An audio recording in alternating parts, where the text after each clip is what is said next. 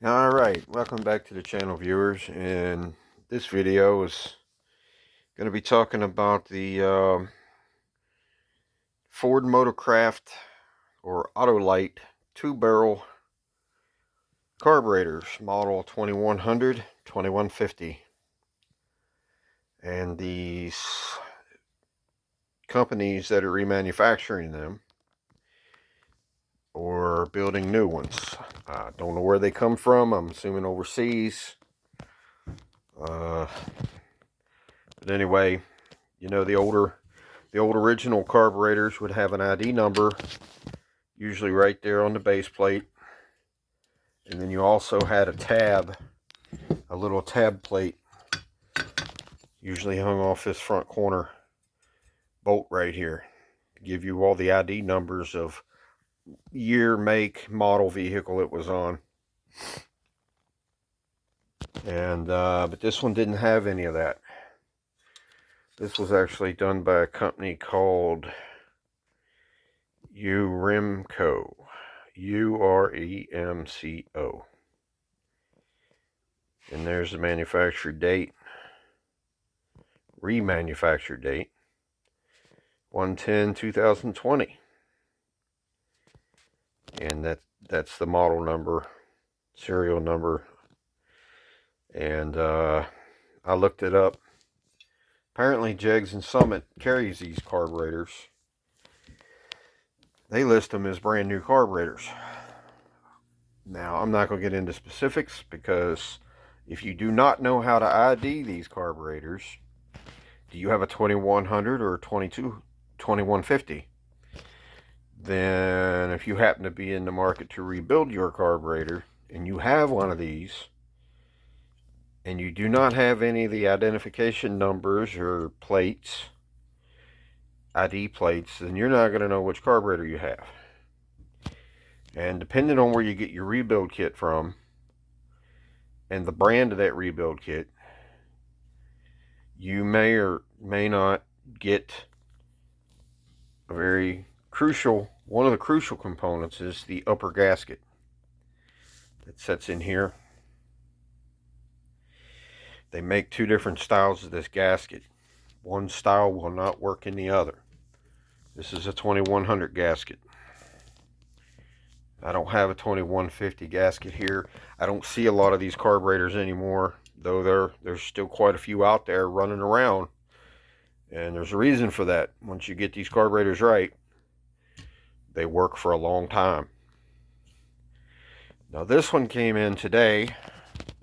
It obviously had some rust issues, probably from either the fuel line, from the tank to the carburetor or fuel pump, or from the tank itself. It was very fine, powdery type rust down in there. As you can see, I've got that all out, all cleaned up, and I'm actually in the process of rebuilding this, but I got to get a kit ordered first thing in the morning. So yeah, so okay, how do I ID it? Just by looking at the carburetor. 2150. Here's one way to ID the 2150. See those two plugs right there? Hold on.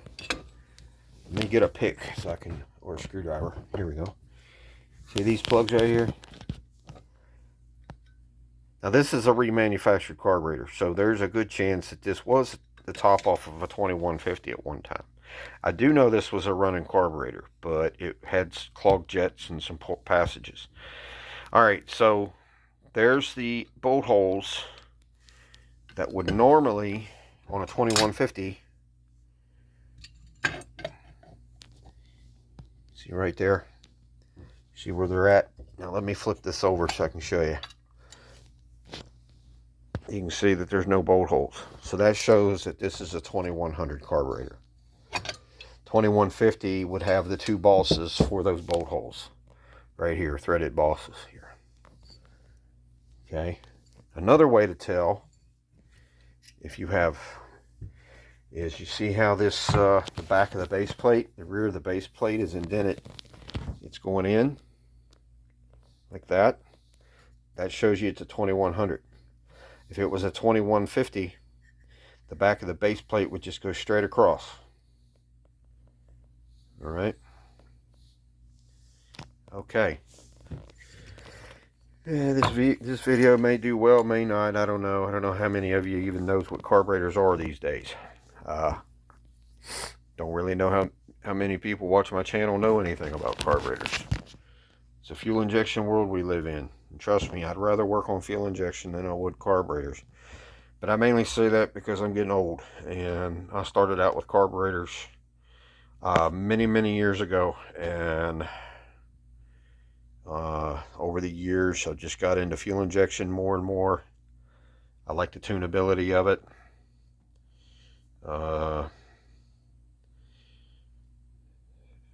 Carburetors are nice, don't get me wrong, I like them too, but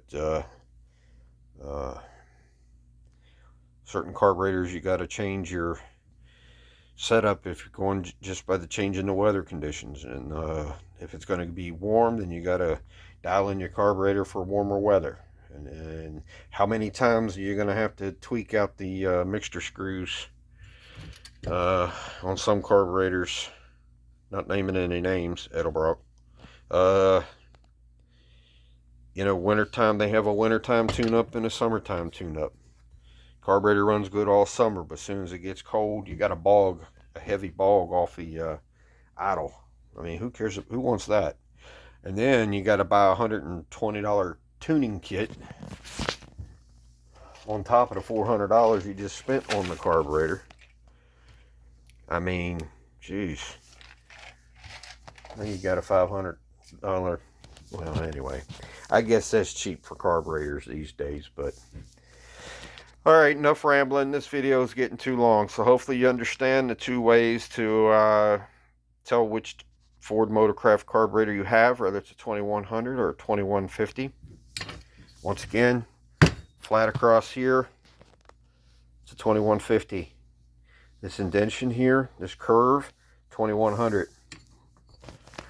Lack of bolt holes here and here.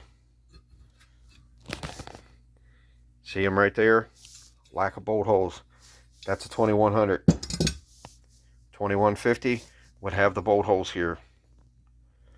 And obviously you can take a 2150 top and put it on a 2100 carburetor. Alright, well, thanks for watching. If you made it this far, I appreciate you watching this video to the end. It really helps the algorithm. Makes YouTube say, hey, people are watching this video, let's push it some more. So thank you for watching this far.